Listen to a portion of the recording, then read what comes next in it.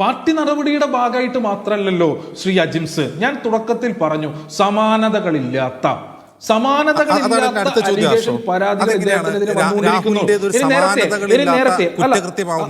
പറയാമോ? നമ്മൾ ഒരുപാട് തരം ക്രൈം ജനപ്രതിനിധികൾ ചെയ്യുന്നത് കണ്ടിട്ടുണ്ട്. ഇപ്പോൾ മുകേഷ് MLA-ക്കെതിരെ ചാർജ് ഷീറ്റ് കൊടുത്തിട്ടുണ്ട്. ഇത് സമാനതകളില്ലാത്താവുന്നത് എന്തുകൊണ്ടാണ്?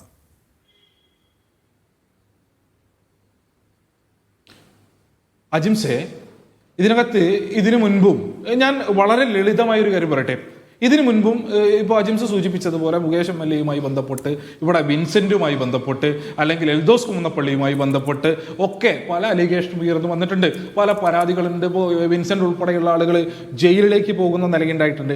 എന്തുകൊണ്ടാണ് അജിംസ് ഉൾപ്പെടെയുള്ള മാധ്യമങ്ങൾ അതിനേക്കാൾ കൂടുതൽ ഗൗരവത്തോടു കൂടി കഴിഞ്ഞ 3 ദിവസക്കാലമായി ഈ പറഞ്ഞ വിഷയവുമായി ബന്ധപ്പെട്ട സംവാദവും ചർച്ചയും തുടർന്നുകൊണ്ടേയിരിക്കുന്നത്? കേരളത്തിന്റെ പൊതുസമൂഹം അത് തുടർന്നുകൊണ്ടേയിരിക്കുന്നത്. ഇന്ന് കേരളത്തിലെ കോൺഗ്രസ് ഉൾപ്പെടെയുള്ള കക്ഷി രാഷ്ട്രീയ ഭേദമന്യേ എനിക്ക് തോന്നുന്നില്ല കോൺഗ്രസിലെ മഹാഭൂരിപക്ഷം വരുന്ന മനുഷ്യരും ഈ ചില ആളുകളെടുത്ത് സ്വീകരിച്ചുകൊണ്ടിരിക്കുന്ന നിലപാടിനൊപ്പാണെന്ന്.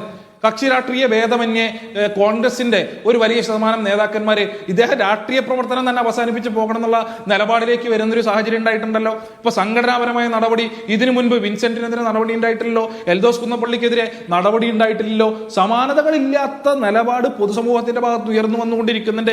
അതുകൊണ്ട് തന്നെ അജിംസെ, സീരീസ് ഓഫ് ക്രൈംസ് അല്ലേ വന്നുകൊണ്ടിരിക്കുന്നത്, അതിന്റെ വെളിപ്പെടുത്തലല്ലേ വന്നുകൊണ്ടിരിക്കുന്നത്. ഈ വന്നുകൊണ്ടിരിക്കുന്ന വിവരങ്ങൾ എത്രമേൽ ഭീകരമായിട്ടുള്ളതാണ്. അതുകൊണ്ട് തന്നെയാണ് സമാനതകളില്ലാത്ത ക്രൈമാണ് എന്ന് പറഞ്ഞുകൊണ്ടിരിക്കുന്നത്. ഇത് കേവലം നമ്മൾ ഈ പറഞ്ഞ പോലെ സ്കോർ കാർഡ് ഉണ്ടാക്കി ചർച്ച അവസാനിപ്പിക്കേണ്ടുന്ന ഒരു വിഷയമായിട്ടേ അല്ല ഞങ്ങൾ ഇതിനെ കാണുന്നത്. ഇത് അത്രമേൽ ഗൗരവ സ്വഭാവത്തിലുള്ളതാണ്. അങ്ങേയറ്റം ഒരു പ്രിഡേറ്ററിന്റെ മനോഭാവത്തോടു കൂടി അദ്ദേഹം ഒരു സൈക്കോപാത്ത് എന്ന നിലയിൽ ഇടപെട്ടു എന്നതിന്റെ വിശദാംശങ്ങൾ ഇപ്പോൾ പുറത്തേക്ക് വന്ന വ്യക്തിപരമായിട്ട് ഞാൻ മനസ്സിലാക്കുന്ന അജിംസിനും ഈ പറഞ്ഞ ഈ ഉയർന്നു വന്ന അലിഗേഷന്റെ അപ്പുറത്തേക്ക് വിവരങ്ങൾ, അല്ലെങ്കിൽ ഈ പരാതിയുള്ള ആളുകളുടെ വിവരങ്ങൾ അജിംസിന് ബോധ്യം ഉണ്ടാകും എന്നുള്ളതാണ് എന്റെ ബോധ്യം. എനിക്ക് ബോധ്യമുണ്ട്. ഈ പറഞ്ഞ പോലെ മീഡിയ വണ്ണിലെ വിവിധങ്ങളായിട്ടുള്ള മീഡിയ വണ്ണിൽ പ്രവർത്തിച്ചുകൊണ്ടിരിക്കുന്ന മാധ്യമ പ്രവർത്തകർക്ക് ബോധ്യമുണ്ട്. ഈ ഘട്ടത്തിലും അതിനെ സംബന്ധിച്ച് വെളിപ്പെടുത്തുന്നതിന് വേണ്ടിയോ പരാതിയുമായി മുന്നോട്ട് വരുന്നതിന് വേണ്ടിയോ ഇവർ ഭയപ്പെട്ടുകൊണ്ടിരിക്കുകയാണ്. നേരത്തെ അജിംസ് ഒരു സ്ക്രീൻഷോട്ട് ഈ പറഞ്ഞ പോലെ ഒരു ഫേസ്ബുക്ക് പോസ്റ്റ് മെൻഷൻ ചെയ്യുന്ന നിലയുണ്ടായിട്ടുണ്ടല്ലോ. ആരെ പോസ്റ്റ് ഇട്ടയാള് കേരളത്തില് കോൺഗ്രസിന്റെ സൈബർ വിങ് ആകെ നേതൃത്വം കൊടുത്തുകൊണ്ടിരിക്കുന്ന ആളാ.